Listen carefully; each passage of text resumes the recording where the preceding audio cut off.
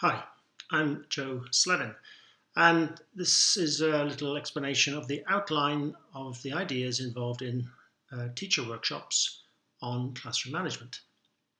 So, to put it simply, I explain to teachers an idea called the Happy Teacher Cake. Let's go. The foundation of the Happy Teacher Cake is confident, calm control. Shall we say it's the base of the cake. Without that, clearly students, pupils, children, and the teacher will not be happy. So it starts with the teacher's agenda. Of all the people in the classroom, only the teacher has the agenda which is for the benefit of all the pupils, all the children. And that agenda is that learning happens and that the children's well-being is cared for. For that agenda to dominate, other agendas that the children may have from time to time must be brought under control. Low-level disturbances in a classroom are often left unchecked. Comments passed between children are often left unchecked.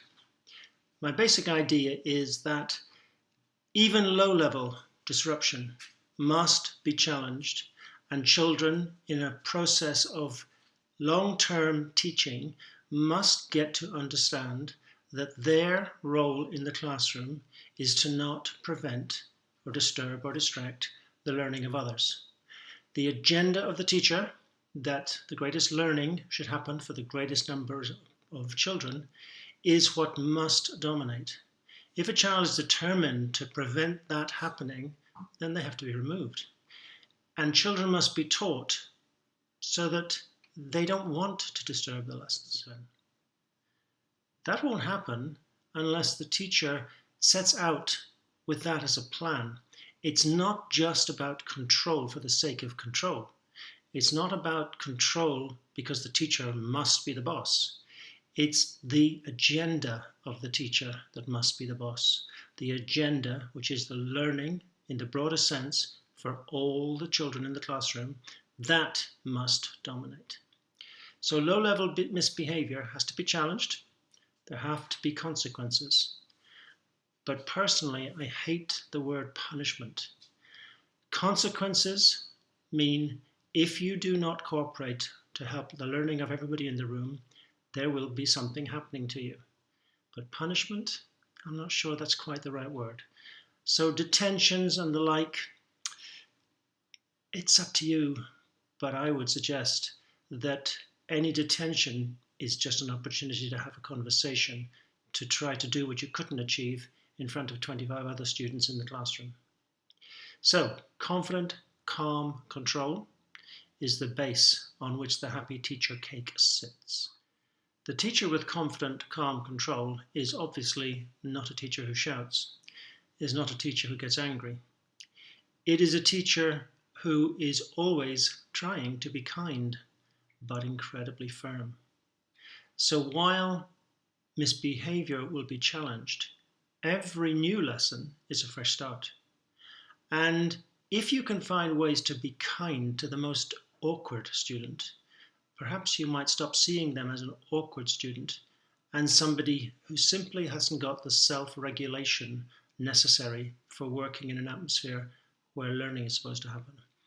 And if that's the case, then that's what you're going to try to tackle. Obviously, you have a content to cover. You are teaching material to do with your subject. Whatever that is half of your focus. Only half. Because the other focus is to grow adults. Children are not robots. It is simply not enough to expect them to learn because you organize the information and put it on a whiteboard and explain it to them and get them to copy it down. Learning is a mixture of things. It's shared attention, where you and the learner are focused on the same thing together. Obviously, such a focus is not going to happen if behavior is poor. But it is also experiences and sensations. So often you are creating an environment where children can try things, experience things, experiment with things, and as a result, learn. Children learn collaboratively, But again, that's not just group work where they all chat about something else. That's about creating the self-discipline as well to persuade children that when it's time to discuss information that's being studied and present their ideas, that they are focused on your agenda, which is their learning. And the third key element of learning is learning independently. By that, I don't mean just doing your homework. I mean that we as teachers must try always to inspire children to want to learn without us standing over their shoulders, to want to learn not because they'll be in trouble for not having completed a homework, but because they're interested. We have inspired them. We have persuaded them that this learning thing is great, it's fun, it makes you feel good. Which is why I've often used lateral thinking puzzles, where children spend moments working out a puzzle, trying to work out a puzzle, hopefully not giving up, and feeling that it's impossible to find the answer. But of course, when the answer is found, that was easy. In which case, I'm trying to change their mindset. I'm trying to persuade them that they should have a growth mindset, that they should expect to find the answer rather than give up, that they should think, I don't get it yet. I don't get it. I must have missed something. Tell me that again. So the teacher, with the foundation of confident, calm control, has created an atmosphere where learning is possible, where children feel safe and secure and able to present their ideas. Classes are full of children who are frightened of that idea. When I was doing these, I've always found two things happen. One, children want to get them over with as quickly as possible because they find them stressful. And two, the audience watching don't really want to pay attention because they're often thinking about what they have to talk about in a few minutes. So I gave two rules. One, when you're presenting, your job is to do the best you can, not to burst into fits of giggles, not to try to speak quickly. You will be marked on the presentation as you do it for content and delivery. You can be forgiven for making a mistake. You will not be as easily forgiven for messing it up through being silly. You, in fact, will be sent back to your seat. And secondly, if you're in the audience, you have one role. Make the person at the front feel confident, feel good, feel secure, feel you're really interested. So stop looking at other things, stop thinking about your presentation, and at the end, have some questions, because that's your way of saying, I enjoyed that, and it was interesting. Because when those two things are in place, everybody walks away from their presentation feeling better, feeling more able to do the next one. And of course, that can only add to success in learning. And finally, what is the icing on the cake?